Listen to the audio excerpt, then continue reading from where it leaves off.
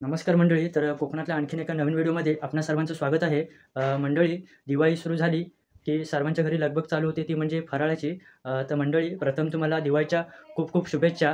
दिवाळीचा पहिला दिवस वसुबारस, धनत्रयोदशी असे एक एक दिवस गेल्यानंतर उजाडतो तो दिवस म्हणजे नरक चतुर्दशी, अभ्यंगस्नान. तर त्या दिवशी श्रीकृष्णाने नरकासुर नावाच्या राक्षसाचा वध केला होता.